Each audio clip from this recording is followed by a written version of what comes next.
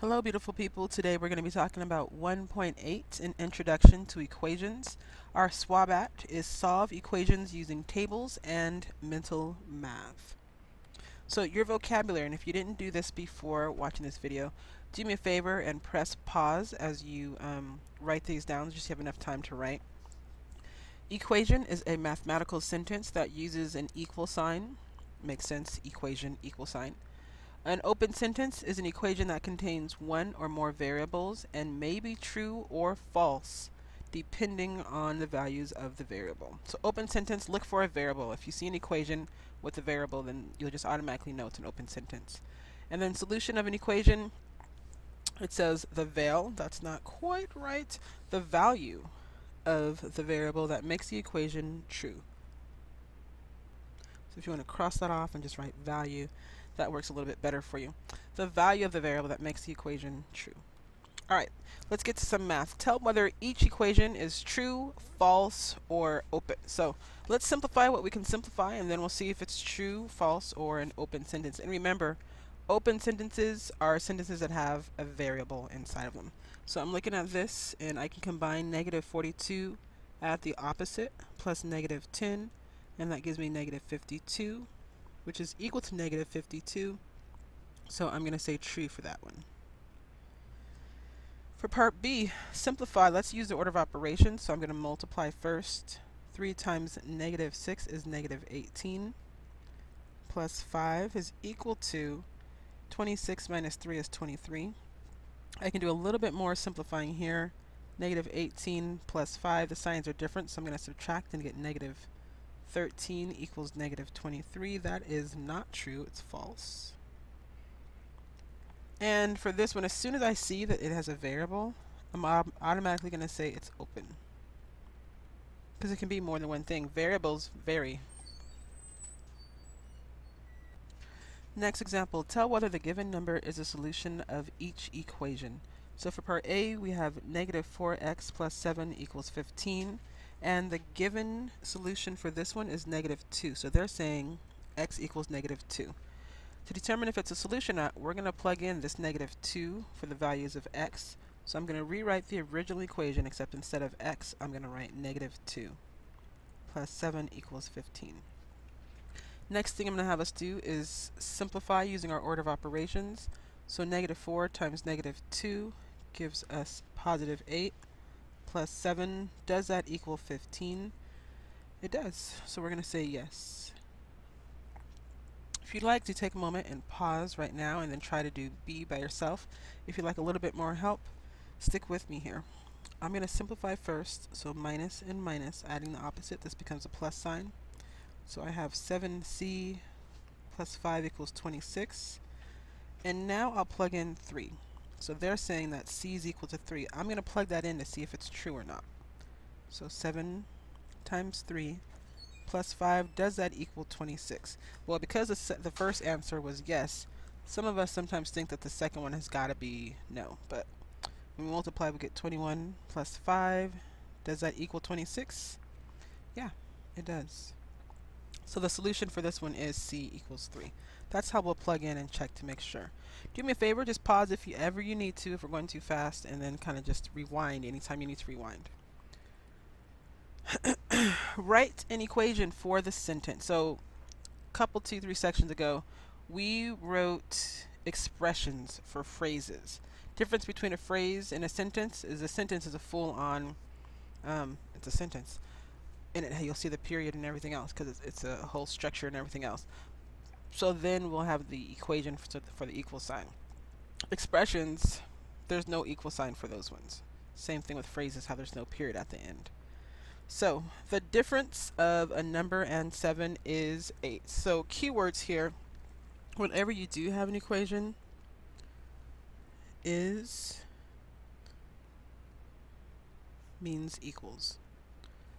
So difference you learned from 1 point something earlier, and we know that means subtraction of a number and 7. So a number, we're going to call it x, minus 7, and then it says is, so that means equals 8. And that would be my final answer. Part A, 6 times the sum of a number and 5 is 16. So the key word there is, it means equals. 6 times, we know that means multiply. The sum of a number and 5.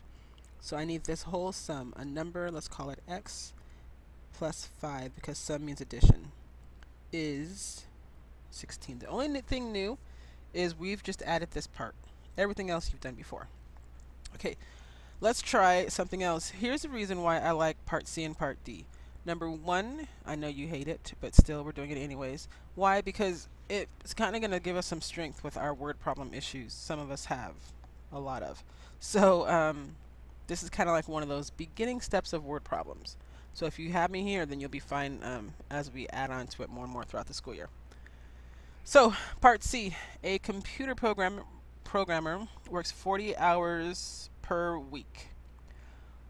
What is an equation that relates the number of weeks, W, that the programmer works and the number of hours, H, that the programmer spends working? So we need to relate H, that gives us the variables, and W. Those are kind of important. And we know that this programmer works 40 hours per week. Now in this case, this per week is going to be like times. Because for every 1 week, he works 40 hours. So if you'd like to, press pause. You can kind of just write down what you think it's going to be. Otherwise, let's look at this together. So the total number of hours that this person is working is H. Is equal to 40 hours per week. So if he works 1 week, he works 40 hours. If he works 2 weeks, he works 80 hours. If he works 3 weeks, he or she is going to work 120 hours. So it's 40 times the number of weeks that he or she is working. So 40 times W, and we're putting the W in there because we don't actually know how many weeks they're working. Alright, part D. Josie is 11 years older than Macy. What is an equation that relates the age of Josie, which we're calling J, and Macy, which we're calling M? So Josie, J, and then it says is, so equals 11 years older than Macy. So you can either write that as 11 plus M or M plus 11. Mary's age plus 11 more because she's older by that much. Okay, let's please go ahead and flip your papers over. And we're going to use mental math to find the solution of each equation. So when you look at part A, how it says 12 is equal to 5 minus H, what you're doing is you're asking yourself this question. 12 is equal to 5 minus what number? 5 minus what number? So if I'm looking at this, I'm thinking, well, if I put a number like 12 or let's say 17, if I put 17 in here, 5 minus 17 looks like it could work because it is 12. However, because of this minus sign, it's going to be a negative number. So in my mind, I'm thinking, okay, I need a negative number right here for the H. So what would it be? 5 plus what gives me 12? 7. And how do I know that works? Here's what is happening in Miss Fitzgerald's wonderfully blessed mind. 5 minus some number is equal to 12.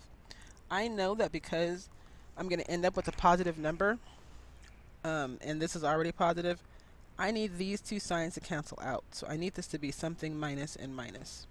So then I'm thinking 5 plus what gives me 12? 5 plus 7. So for this one, H is equal to 7. Only you don't need those parentheses because it looks kind of whack. So H equals negative 7. Kind of better. I'll cloud it instead of box it because it looks more official. That's probably the most difficult type of problem that you'll have for mental math. Part B, 4 times what number gives you 36? That's how we would read this. 4 times what number gives you 36? Excuse me, 4 times 9. So x equals 9. Part C, V divided by 8 equals negative 6. So what we're saying here is what number divided by 8 equals negative 6? Well, what number divided by 8 gives you 6? 48. However, you got to think about the negative signs also. So what this has to be positive or negative. Well, if you're dividing a positive divided by a positive, you're going to get a positive number.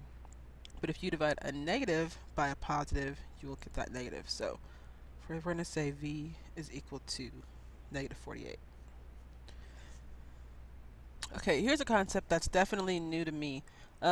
It's basically kind of like guess and check using mental math in an organized way. Kind of what we're doing here. So we're going to use a table to find the solution of each equation. And so for part A, we have 4m minus 5 equals 11. And here's your setup for your tables. You have your variable. Excuse me, sorry. You have your expression, which is 4m minus 5. And then we're going to plug in different values for m that we can come up with using mental math. And then we're going to figure out, well, what's the value of 4m minus 5 when I do it. So I'm thinking to myself, 4 times what minus 5 gives me 11? I don't know. So let's just try 3 and see what we get. So this will be 4 times 3 minus 5. 4 times 3 is 12. 12 minus 5 is 7. That's not what I need it to be, but it's not that far. So let's try 4 and see how that goes. 4 times 4 minus 5. So 4 times 4 is 16. Minus 5 is 11. That's good. Excuse me. So my answer for this one is m is equal to 4. Some of you won't have to do a lot of guesses, and some of you might have to. It just depends on how advanced you are with mental math and how advanced you'll be after doing some of these more problems. So we're getting there. So your next one, you have negative 3d plus 10 is equal to 43. Here's what I'd love for you to do. Let's set up our tables together. And then you're going to have your negative 3d plus 10. And then you'll have the value of 3d plus 10. Negative 3d plus 10. Do me a favor. Write down a couple of guesses. You're thinking of a number. What number times negative 3 plus 10 gives you negative 43?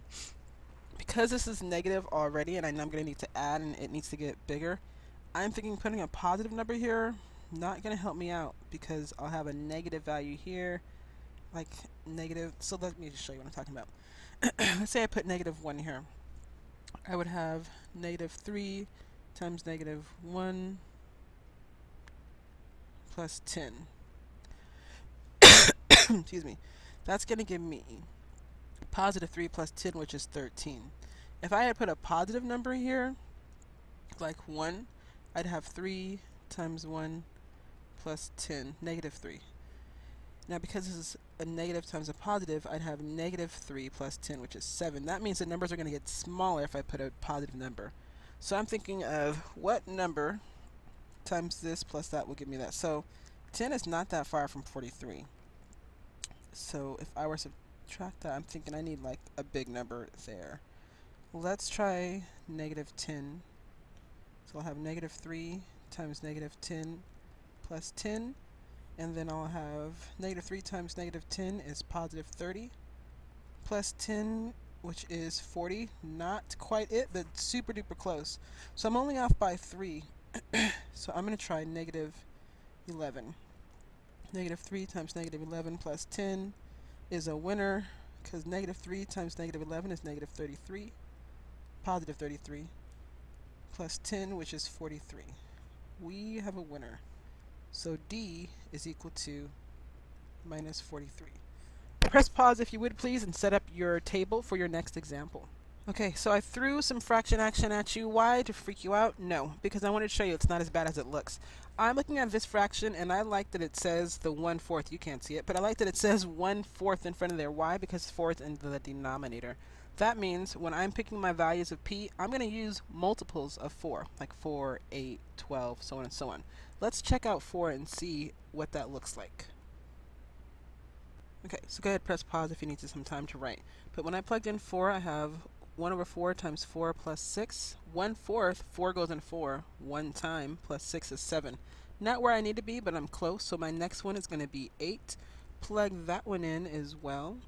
And then 1/4 of 8 is 2, so 2 plus 8 is 8, which is what I needed it to be. There you go. Thank you so much for joining me, and I will see you in class on next time we're together on Wednesday. Study for your quiz. Bye bye.